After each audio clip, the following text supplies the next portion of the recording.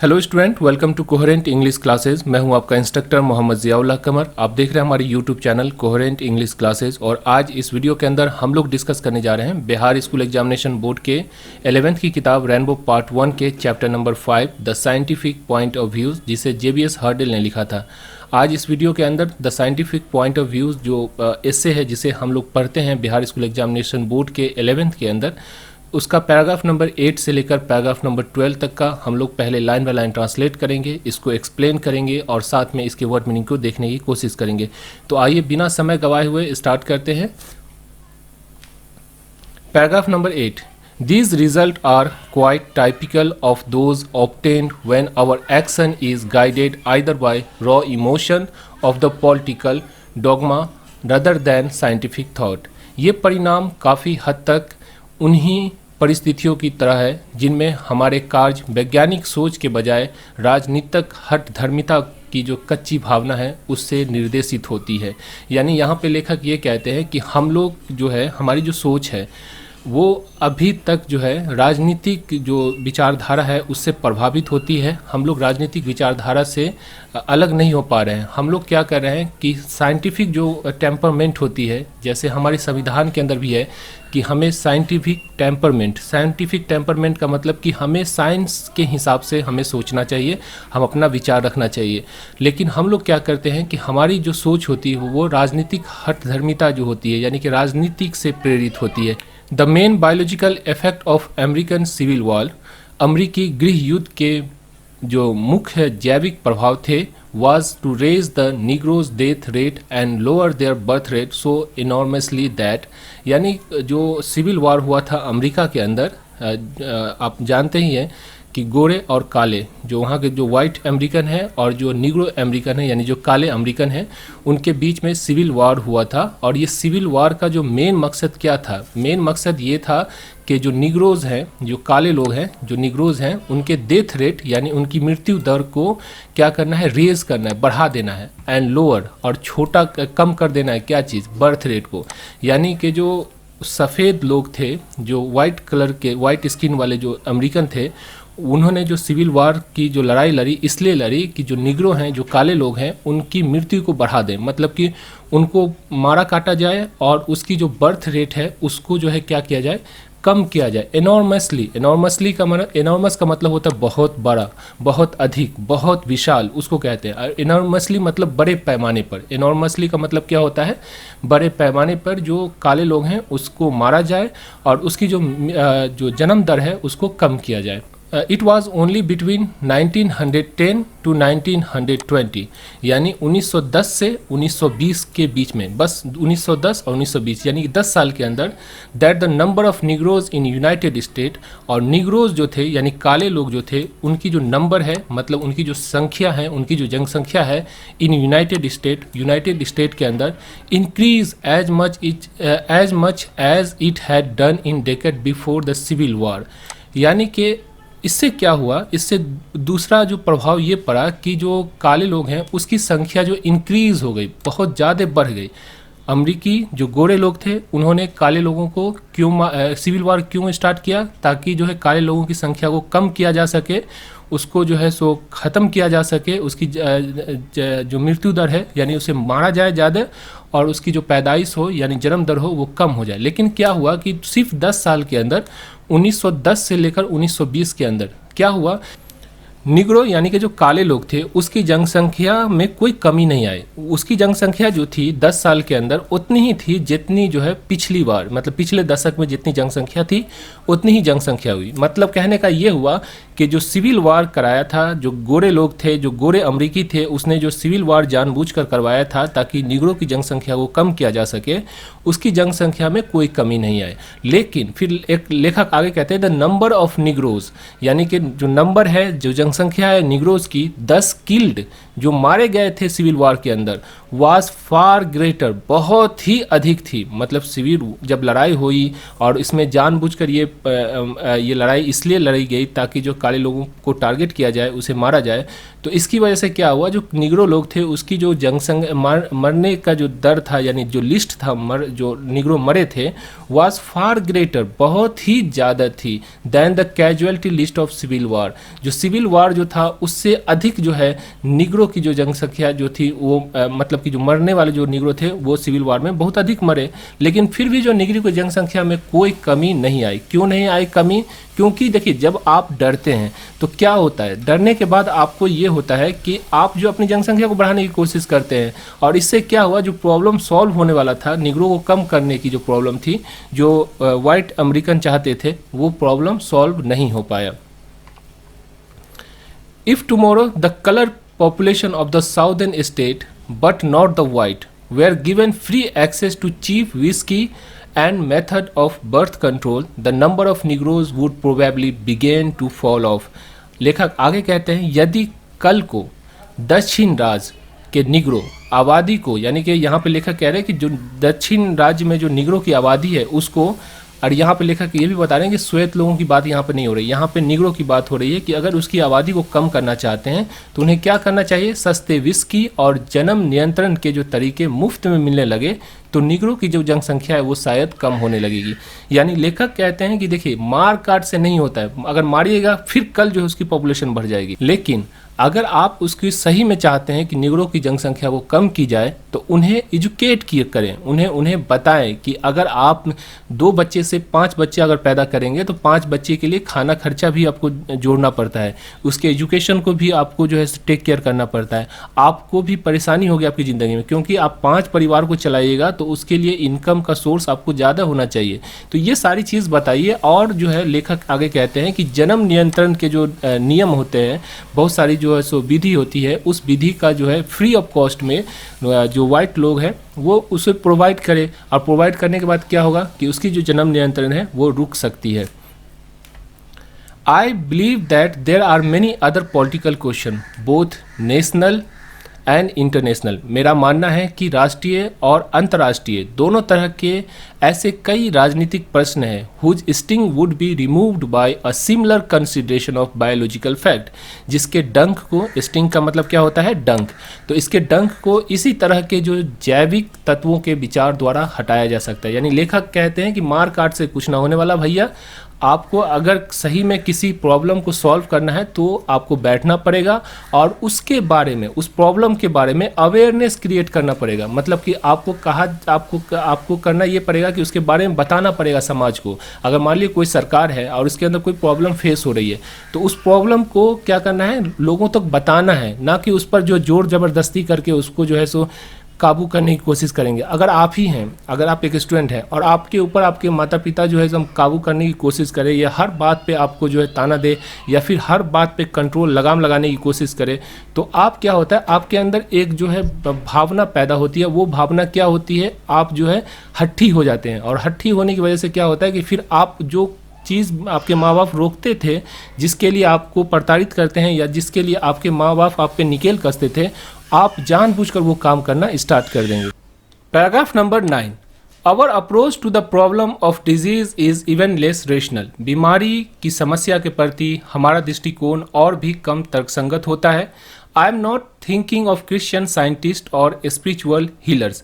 मैं ईसाई वैज्ञानिकों या आध्यात्मिक उपचारकर्ता के बारे में नहीं सोच रहा हूँ, but of average man or women who has a certain belief in the result of modern medicine and even of a part of medical professional itself। बल्कि औसत आदमी यानी कि मर्द या औरत के बारे में मैं सोच रहा हूँ जो आधुनिक चिकित्सा के परिणामों में और यहाँ तक कि स्वयं चिकित्सा वृत्ति के एक हिस्से में से भी है, एक निश्चित विश्वास रखते हैं।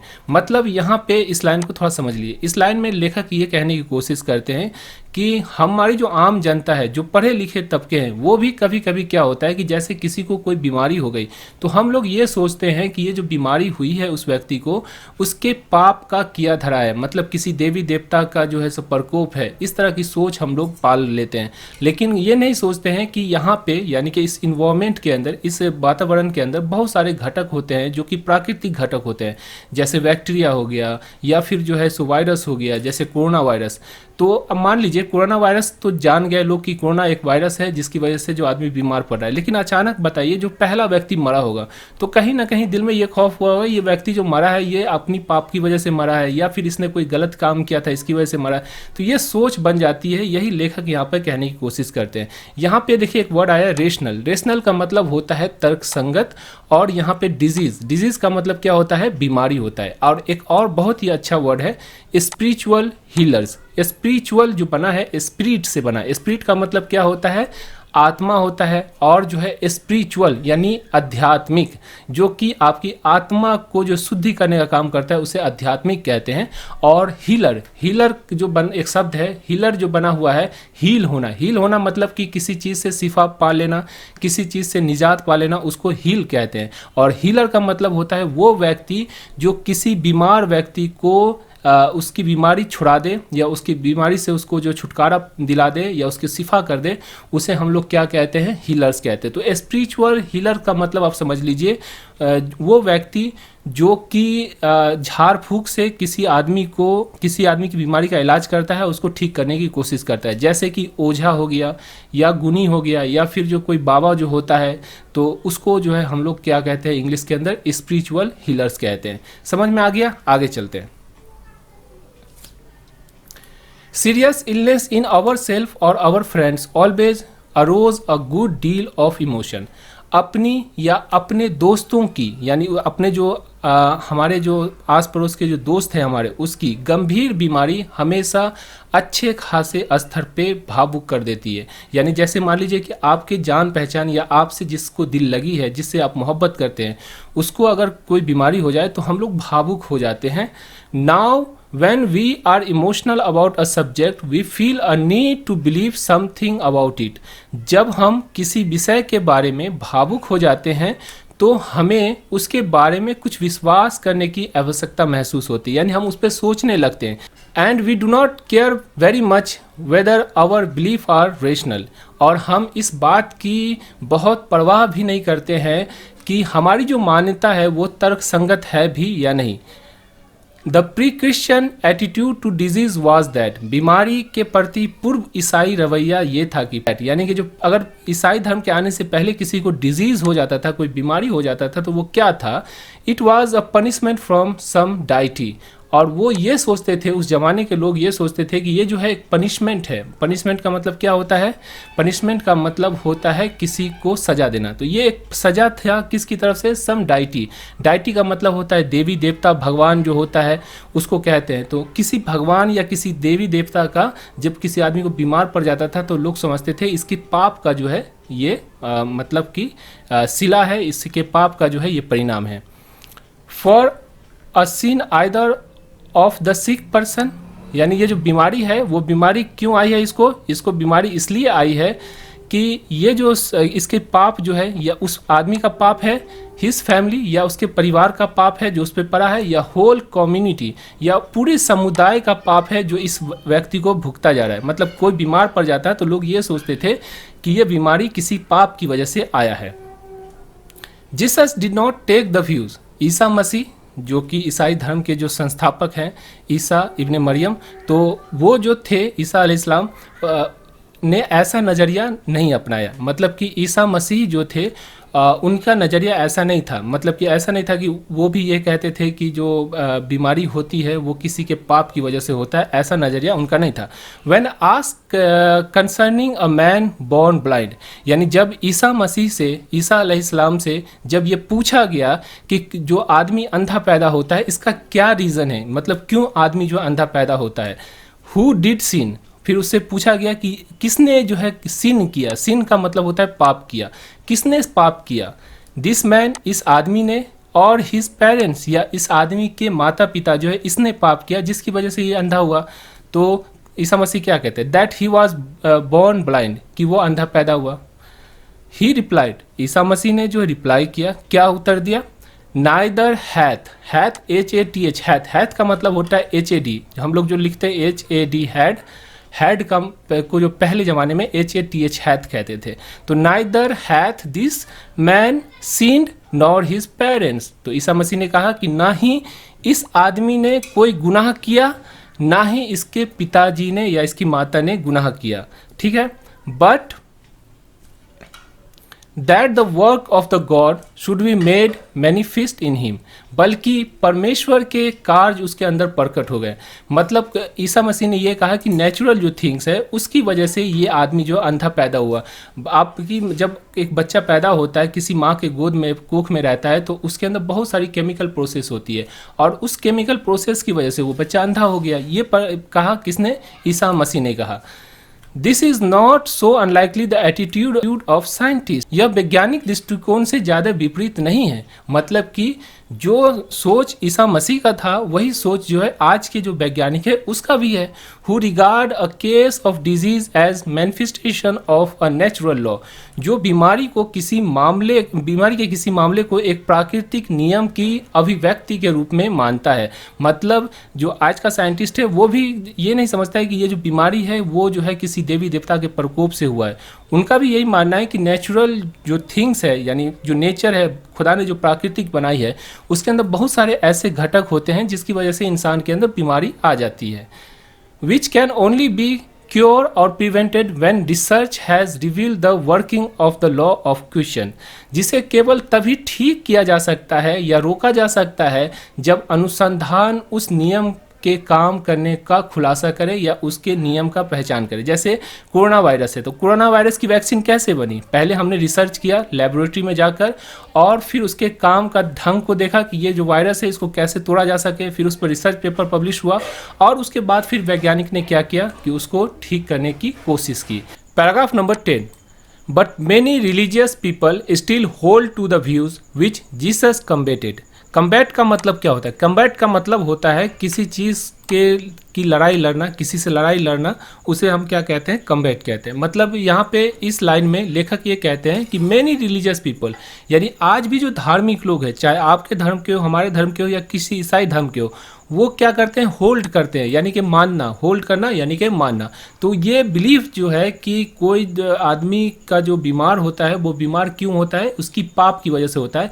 ये जो बिलीफ है हमारे जो रिलीजियस लीडर हैं या हमारे जो रिलीजियस पीपल हैं वो अभी भी यही मानते हैं कि ये कोई भी बीमारी किसी देवी देवता का या किसी के पाप का जो है प्रकोप होता है, जिसे जीसस यानी कि ईसा अलैहिस्सलाम ने, ईसा मसीह ने कम्बैट किया था। कम्बैट करने का मतलब जिसके खिलाफ इन्होंने लड़ाई लड़ी थी। And those who believe themselves to be more enlightened are often in no better case। और वो व्यक्ति जो खुद को अधिक प्रबुद्ध का मतलब यानी कि इल्म वाला, जिसके अंदर ज्ञानी होता है, जिसको मालूम होता है कि कोई भी बीमारी जो होती है वो किसी के पाप की वजह से नहीं होती है, वो जो बीमारी होती है वो नेचुरल जो घटक होते हैं, जो प्रकृति के अंदर जो घटक होते हैं, तत्व होते हैं, उसकी वजह से होती है। अगर कोई कहे तो फिर उसको क्या किया जाता है, हम लोग दरकिनार कर देते हैं। जैसे मान लीजिए कोई व्यक्ति अचानक चल फिर रहा है और अचानक उसे फालिज मार दिया, तो फालिज मार दिया तो उसको हम लोग क्या कहते हैं कि किसी पाप की वजह से इसने कोई पाप किया होगा, इसकी वजह से ऐसा हुआ है। तो हम को संतावना देने से ज़्यादा हम लोग क्या करते हैं, उसकी मजाक उड़ाना स्टार्ट कर दें कि पाप की वजह से ऐसा हुआ है। लेकिन ऐसा नहीं होता, कोई बीमारी की वजह से या कोई शरीर का अंग है जो काम करना बंद कर दिया जिसकी वजह से उसको फालिज मार दिया होगा, तो हम लोग इस पर ध्यान नहीं देते। लेकिन अगर कोई व्यक्ति ऐसा कहे कि नहीं इसके पाप की वजह से नहीं हुआ है, कोई कारण की वजह से, यानी कोई जो शारीरिक जो संरचना है उसकी बनावट में कमी आ जाने की वजह से या वो काम करना बंद कर दिया इसकी वजह से हुआ है, तो हम लोग क्या करेंगे, हम लोग जो है डायरेक्टली उस पर इल्ज़ाम लगाना, उसको जो है सो झुठलाना स्टार्ट कर देते हैं। तो यही कहते हैं लेखक इस लाइन के अंदर। आगे चलते हैं। Many believe that disease could be prevented by return of nature. और दूसरा चीज़ क्या होता है कि हम लोग ये मानते हैं, ये हमारे आध्यात्मिक जो गुरु होते हैं वो ये कहते हैं कि डिजीज़ यानी कि जो बीमारी है वो प्रिवेंट की जा सकती है, यानी कि रोकी जाती है। प्रिवेंट का मतलब क्या होता है, रोकना। तो और सारे जो देखिएगा धार्मिक लोग जो होते हैं, बाबा लोग होते हैं या फिर जो ओझा गुनी होते हैं, वो कहते हैं कि बीमारी को रोका जा सकता है कैसे, रिटर्न टू नेचर, यानी कि हम पहले जमाने, पहले के दौर में चले जाएं, यानी आदि मानव काल में चले जाएंगे तो सारी बीमारी जो है खत्म हो जाएगी। जैसे एग्जाम्पल के तौर पे लोग कहते हैं कि कैंसर पहले नहीं हुआ करता था, लेकिन अब जो है कैंसर या बीपी या फिर जो है चीनी की बीमारी जो होती है, डायबिटिक जो पेशेंट होते हैं वो अधिक है। इसलिए है क्योंकि हम लोग पुराने ज़माने के जो चाल चलन को छोड़ दिया और नए ज़माने को अपना लिए। लेकिन लेखक इस पर भी जो है क्या करते हैं, तंज कसते हैं, और आगे जब हम पढ़ेंगे तब आपको बताएंगे। I suppose that the first step in the return to nature would be discarding of clothes। तो लेखक कहते हैं ठीक है, अगर आपको पीछे जाना है, पुराने ज़माने में जाना, आदि मानव काल के अंदर चला जाना है, तो सबसे पहला क्या करना पड़ेगा, फर्स्ट स्टेप होगा, पहला जो स्टेप होगा, पहला जो कदम होगा वो क्या होगा, नेचर की तरफ यानी प्रकृति की तरफ लौटने का, कि डिस्कार्डिंग, डिस्कार्डिंग का मतलब होता है त्याग देना, डिस्कार्ड कर देना यानी कि त्याग देना। तो हमें त्याग कर देना होगा किस चीज़ का, क्लोथ का, यानी कि पहले ज़माने के आदि मानव काल के जो लोग होते थे वो क्या करते थे, नंगे रहते थे, बिना कपड़ा के रहते थे। तो हमें भी कपड़ा को त्याग करना होगा, क्या कपड़ा को जो है सो छोड़ देना होगा, है ना। Which would be at once increase the mortality from pneumonia about 100 fold. और फिर उसके बाद लेखक कहते हैं जैसे ही हम कपड़ा छोड़ेंगे तो हमारे साथ क्या होगा, हमारे साथ ये होगा कि इंक्रीज हो जाएगा। इंक्रीज का मतलब बढ़ जाएगा। मोर्टेलिटी, मोर्टेलिटी मतलब होता है मृत्यु, मृत्यु दर जो होता है उसको कहते हैं मोर्टेलिटी फ्रॉम निमोनिया। निमोनिया जो होता है, जो सर्दी खांसी होती है बच्चे को, जो पाजर मारने लगता है, तो वो निमोनिया की वजह से क्या होगा कि हमारी जो मृत्यु दर है वो 100 फोल्ड यानी कि 100 गुना बढ़ जाएगा। क्यों? क्योंकि देखिए बस ठंडी का मौसम आएगा, कपड़ा अगर हम नहीं पहनेंगे तो हमें सर्दी लगेगी, सर्दी लगेगी तो सर्दी खांसी होगा, हमको निमोनिया की जो शिकायत होगी, और इसकी वजह से जो हम लोग अधिक से अधिक संख्या में मरने लगेंगे, ये लेखक कहते हैं। ऑफ कोर्स, बेशक, the phrase live according to nature is quite meaningless. लेखक के अनुसार ये जो स्लोगन, ये जो फ्रेज हम लोग पढ़ते हैं, या स्लोगन, ये नारा देते हैं कि लिव अकॉर्डिंग टू नेचर, यानी कि प्राकृतिक के अनुसार रहे, प्राकृतिक जैसे पहले हम लोग थे उसी तरह उसी दौर में चले जाए, ये क्वाइट मीनिंगलेस है। ये बिल्कुल जो है मीनिंगलेस यानी कि अर्थहीन है, इसका कोई मतलब नहीं है। Civilised and savage man, healthy and sickness are equally part of the nature. यानी कि चाहे सब आदमी हो, यानी सभ्यता के साथ रहते हो, जैसे हम लोग सब आदि इंसान हैं, या फिर सिवेज मैन वो व्यक्ति जो कि समाज के साथ नहीं रहता था, जंगल में अपनी ज़िंदगी जो है गुजारता था, वो इंसान, या हेल्थ या सिकनेस यानी कि जो तंदुरुस्ती है या बीमारी जो है, are equally part of nature. ये नेचर यानी कि प्राकृतिक का जो है एक पार्ट है, एक हिस्सा है। Some features of civilisation are bad for health. सभ्यता के कुछ लक्षण स्वास्थ्य के लिए खराब होते हैं। लेखक कहते हैं कि सभ्यता जो अगर हम सब हैं, फिर भी जो है कुछ ऐसी चीज़ है जो नेचर्स के लिए या हमारी हेल्थ के लिए जो खराब चीज़, जैसे हम लोग खाने में अधिक से अधिक तेल का यूज़ करते हैं, या आर्टिफिशियल जो मसाला होता है जो कि स्वाद बढ़ा देता है खाने का, लेकिन उस खाने को हम लोग खाकर जो बीमार पड़ते हैं, है कि नहीं। तो ये लेखक जो है कबूल करते हैं। Paragraph number 11, the greatest cause of this have been the abolition of waterborne disease such as cholera and the general prosperity। लेखक कहते हैं कि सभ्यता, जैसे हम लोग जो अभी रह रहे हैं मॉडर्न सिविलाइजेशन के अंदर जो रह रहे हैं, इसकी सबसे बड़ी देन ये है कि कॉलरा की जो बीमारी होती थी, हैजा की जो बीमारी होती थी, उससे जो है वाटर बॉर्न डिजीज़ था, यानी पानी में जो कॉलरा की जो बैक्टीरिया है वो चली जाती थी, और इसकी वजह से जो है गांव का गांव साफ़ हो जाता था। तो ये जो है किसने रोका? मॉडर्न सिविलाइजेशन ने रोका। जनरल प्रोस्पेरिटी का मतलब होगा कि हर इंसान के पास, पहले ज़माने में आप जाते तो बहुत सारा ऐसा घर होता है जिसके अंदर खाना नहीं बनता था, लेकिन आज ऐसा है कि आप गरीब भी हैं फिर भी आपको खाना तो मिल जाता है, दाल चावल।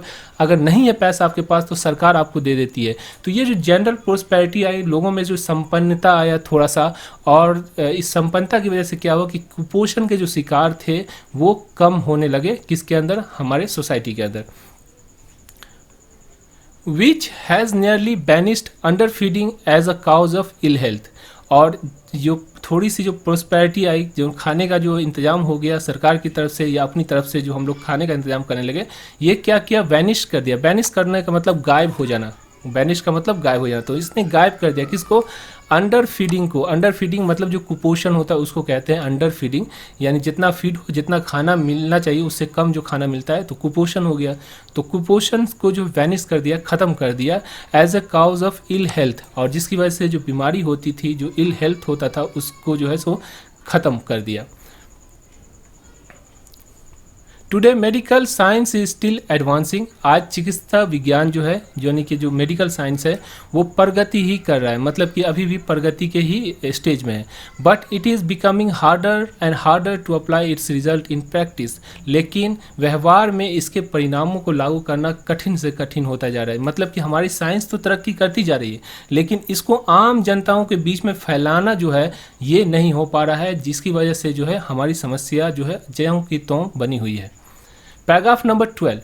The worst suffering from diabetic can regain full health and keep it definitely by 2 or 3 daily injection. यानी कि जो व्यक्ति डायबिटिक है, मतलब चीनी की बीमारी से, मधुमेह की बीमारी से जो ग्रसित लोग हैं, जो कि सबसे ज़्यादा ग्रसित है, बहुत ज़्यादा, एकदम चीनी की बीमारी बहुत ज़्यादा है उसके अंदर, तो वो व्यक्ति भी रिगेन का मतलब होता है कि फिर से स्वास्थ्य हो जाना, तो रिगेन कर सकते हैं फुल हेल्थ, अपने पूरे स्वास्थ्य में आ सकते हैं एंड कीप इट इंडेफिनेटली, और इसी तरह की जो अपना जो स्वास्थ्य है उसको रख सकते हैं इनडेफिनेटली, मतलब अनिश्चित काल तक, बाय 2 और 3 डेली इंजेक्शन, यानी 2 या 3 इंजेक्शन, जो इंसुलिन का जो इंजेक्शन होता है वो लगाकर अपने आप को ठीक रख सकते हैं। मतलब कहने का ये हुआ कि अगर आप इंसुलिन का 2 या 3 डोज डेली लेंगे तो आपकी जो डायबिटिक का जो प्रॉब्लम है, जो आपकी मधुमेह का जो प्रॉब्लम है वो ख़त्म हो जाएगा। But they cannot be got to realise this fact, लेकिन उन्हें इस तथ्य का जो है एहसास नहीं हो सकता, लेकिन लोग जो है इसको जो है सीरियस नहीं लेते हैं, because they have never been taught that their body are system obeying quite definite law, क्योंकि उन्हें कभी भी ये नहीं सिखाया गया, यानी आम जनता को ये नहीं बताया गया कि उनके जो शरीर है कुछ निश्चित नियमों का पालन करते हैं, मतलब कुछ निश्चित नियमों के अनुसार जो है उसके शरीर जो है चलते हैं। And a diabetic will no more work without insulin than a motor car without lubricating oil, यानी कहने का मतलब ये हुआ कि डायबिटिक लोग जो है वो काम नहीं कर सकेंगे, यानी सक्षम नहीं हो पाएंगे काम करने में विदाउट इंसुलिन के, मतलब हमारी बॉडी के अंदर नेचुरल जो है एक तत्व होता है इंसुलिन, तो वो जो डायबिटिक लोग होते हैं उसका इंसुलिन काम करना जो है बंद कर देता है, जिसकी वजह से उसे क्या करना पड़ता है, उसे अलग से जो है इंसुलिन लगानी पड़ती है। तो यही लेखक कहते हैं कि इंसुलिन के बिना कोई डायबिटिक जो पर्सन होता है, मधुमेह के जो बीमार व्यक्ति होते हैं जिसको चीनी की बीमारी हो जाती है, वो नहीं चल फिर सकते जैसे motor without lubricating oil. Lubricating oil का मतलब हो गया मोबिल, लिब्रिकेटिंग ऑयल का मतलब वो चिपचिपा जो तेल होता है, मतलब मोबिल, वो मोबिल के बिना जैसे मोटर नहीं चल सकता है उस तरह एक इंसान नहीं चल सकता है। समझ में आ गया?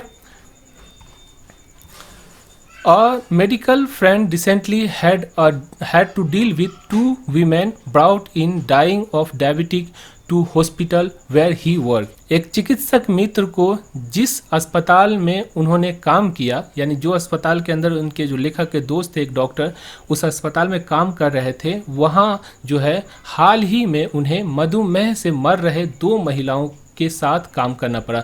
मतलब कि 2 जो मधुमेह मतलब कि जो चीनी की बीमारी वाली जो औरत थी उसको लाया गया था, अस्पताल में भर्ती किया गया था। Both had been treated before, दोनों का पहले भी इलाज किया गया था, यानी ये मधुमेह की बीमारी से इनका इलाज चल रहा था। And taught to inject themselves twice daily with insulin, और उन्हें दैनिक रूप से यानी कि रोजाना के तौर पे 2 बार इंसुलिन का इंजेक्शन लगाना भी सिखाया गया था। उनको बताया गया था कि इंसुलिन का इंजेक्शन खुद से कैसे आप लगा सकते हैं। But one had broken her syringe and had not troubled to replace it at once. लेकिन क्या हुआ कि उनमें से एक जो महिला थी उसने अपनी सिरिंज को तोड़ दिया, यानी टूट गया, गिर गया ज़मीन पे, शीशा का बना होता था पहले ज़माने में, तो फूट गया, और तुरंत इसे बदलने की जहमत नहीं की, यानी जब टूट गया तो फिर वो दूसरा इंजेक्शन, यानी इंजेक्शन जो होता है, सिरिंज जो होता है वो नहीं लाई। और while other had neglected her injection for 2 days because she was coming to hospital in any case for another। और दूसरी जो महिला थी उसने जो क्या किया कि उसने 2 दिन तक इंसुलिन की जो इंजेक्शन है वो ली ही नहीं। क्यों नहीं ली? क्योंकि उसे 2 दिन के अंदर में, यानी अगले 2 दिन के बाद उसे हॉस्पिटल में आना ही था, इसीलिए उसने जो है क्या किया, उसने इंसुलिन का दवा नहीं लिया। Attitude like this are so common that the discovery of insulin has made no appreciable difference to the mortality in England from the diabetic. और इस तरह की जो एटीट्यूड हो गया लाइक दिस, इस तरह की जो एटीट्यूड हो गई है कि इंसुलिन का दवा ही नहीं लेते हैं लोग, सो कॉमन, इतना कॉमन हो गया, इतना आम हो गया है दैट डिस्कवरी ऑफ इंसुलिन, यानी इंसुलिन जो दवा है उसका जो डिस्कवरी हुआ, उसका जो इजाद हुआ, has made no appreciable difference, उसने जो कोई भी ऐसा नहीं, कोई ऐसा सराहनीय जो अंतर नहीं पाया गया। मतलब डायबिटिक के पेशेंट इंसुलिन के इजाद से पहले भी उतने ही मरते थे और आज भी उतने ही मर रहे हैं। क्यों मर रहे हैं? क्योंकि लोग उसको फॉलो नहीं कर रहे हैं, उसको इंसुलिन को सही समय पर नहीं ले रहे हैं, जिसकी वजह से उनकी बीमारी जो है बढ़ जाती है और उसे मौत के घाट उतरना पड़ता है, मतलब उससे जो है काल के गाल में समा जाना पड़ता है। To the mortality in England, England के अंदर जो ऐसा होता है, it has save a few intelligent people but that is all. और लेखक कहते हैं कि बहुत कम लोग हैं जो कि बहुत समझदार लोग होते हैं, उन्हीं को जो है इंसुलिन की इजाद ने जो है फ़ायदा पहुंचाया, वो अभी तक ज़िंदा है और अपनी ज़िंदगी को अच्छी तरह से गुजार रहे हैं। तो इस तरह से पैराग्राफ नंबर 8 से लेकर पैराग्राफ नंबर 12 तक को हमने लाइन बाय लाइन ट्रांसलेट किया, उसको एक्सप्लेन किया, उसके वर्ड मीनिंग को देखने की कोशिश की। तो आशा करता हूँ ये वीडियो आपको अच्छी लगी। अगर ये वीडियो आपको अच्छी लगती है तो आप हमारी online classes coherent English classes की जो ऐप है उसको डाउनलोड कर सकते हैं और वहाँ पे जो है आप कोर्स परचेज कर सकते हैं 11th की, 12th की और 10th की, और आसानी से घर बैठकर जो है तैयारी कर सकते हैं। अगर 11th की कोर्स परचेज कीजिएगा तो 400 रुपया लगता है, जिसमें 368 पेज की किताब होती है जो पोस्ट ऑफिस के माध्यम से आपके घर पे जाती है। प्लस जो है आपका ये सारा वीडियो होता है, पूरी चैप्टर को हम लोग लाइन बाय लाइन ट्रांसलेट करके पढ़ा देते हैं, ग्रामर का भी जो वीडियो आपको अवेलेबल हो जाती है। तो आशा करता हूँ ये वीडियो आपको अच्छी लगी होगी। Thank you so much for watching coherent English classes.